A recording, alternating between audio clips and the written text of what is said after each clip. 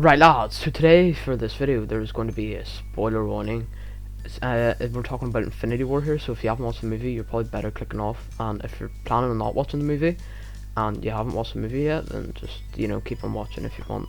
But if you have watched the Infinity War, this is going to be Infinity War review. Basically, if you don't know what Infinity War is, it's a Marvel movie that is one of the last Avengers movie, the second last one that is ever going to be a thing. And if you haven't watched the movie, then you're going to watch the vid anyway. What happened in it was basically Thanos arrived at the ship at the end of Thor Ragnarok and basically just destroyed everything. Took the space stone, killed Loki. Heimdall sent Hulk back to Earth using Bifrost. Thor was subdued when this all happened, and he survived though. Hulk crash landed at the Sanctum Sanctorum, which is basically Doctor Strange's place, and he tells Doctor Strange and Wong about Thanos' plan to kill half the life on the entire universe. Strange recruits Tony Stark, Iron Man. Maw and Obsidian arrive to retrieve the Time Stone from Strange, drawing the attention of Peter Parker, who's in a school bus. And Maw captures Strange but fails to take the Time Stone due to an enchantment that Doctor Strange had placed on his wee capsule thingy. Stark and Parker pursue Maw's spaceship. Maw, by the way, is one of Thanos' servant slave things. Banner contacts Steve Rogers and one stays behind to guard the Sanctum. In Scotland, Midnight and Glaive, the other two Thanos slaves, ambush Vision and Scarlet Witch in order to retrieve the Mind Stone in Vision's forehead.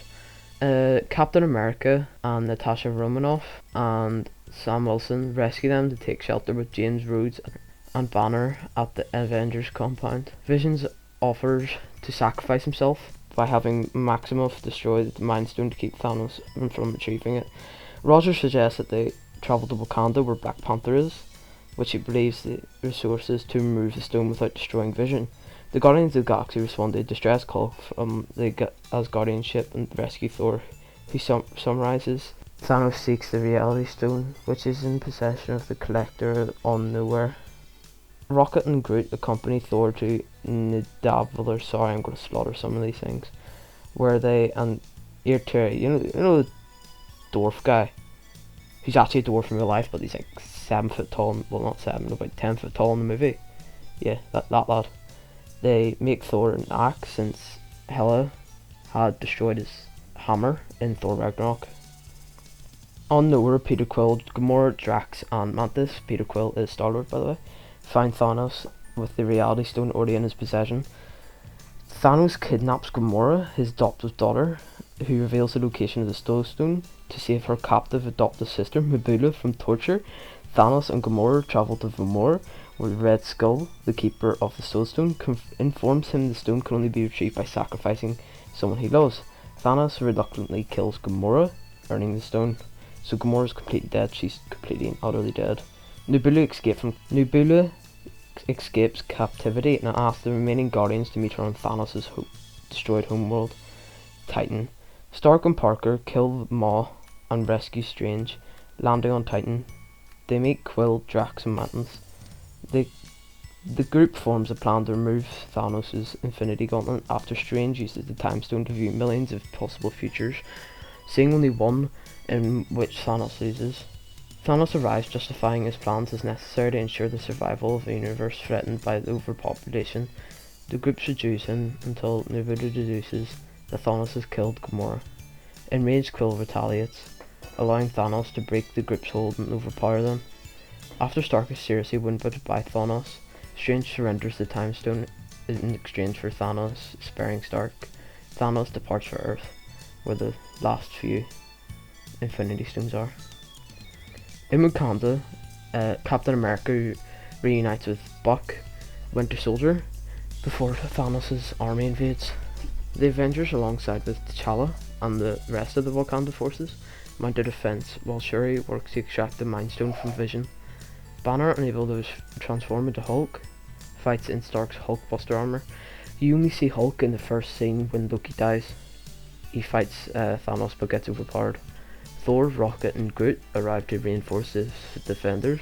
Midnight, Obsidian, and Glaive are killed, and their army is routed. Thanos arrives, and despite Maximoff's attempt to destroy the Mind Stone, retrieves it from Vision, destroying him. Thor severely wins Thanos, but he still activates the complete Infinity Gauntlet and teleports away.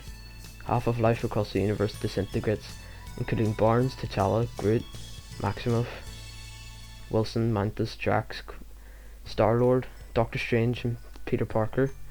Stark and Nebula remain on Titan, while Banner, M'Buka, Okoye, Rhodes, Rocket, Rogers, Romanoff and Thor are left on Wakandan battlefield.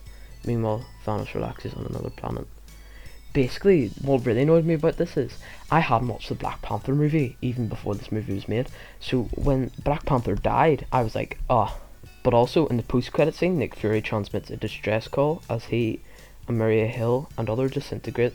The transmitter displays a star insignia on red and blue background.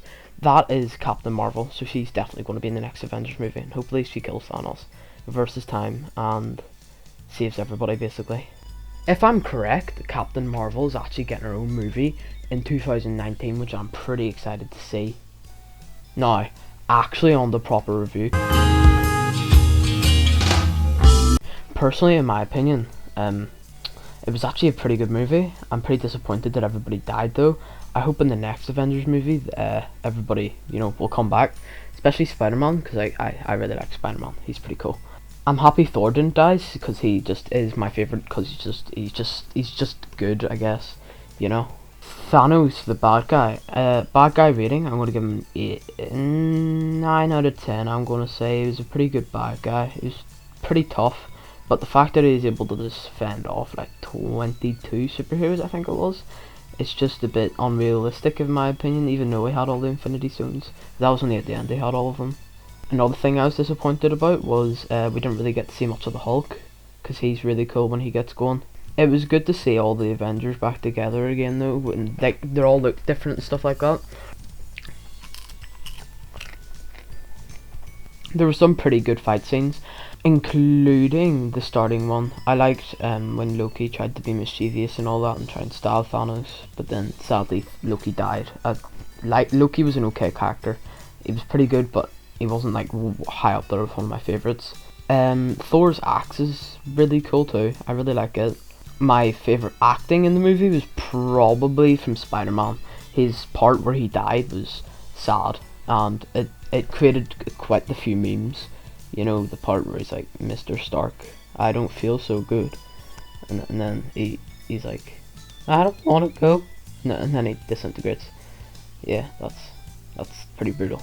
My theory is that Captain Marvel's gonna come, kick his ass, just take the time stone, just reverse time, simply, or everybody's just gonna die. I think I'm gonna have to leave it at that. There's not really much else to say in my opinion. Opinions would be cool in the comments, I guess. The next movie review / trailer review, or whatever you want review, it's probably going to be the Venom trailer. If you want something else, just let me know. I'll see you guys in a bit.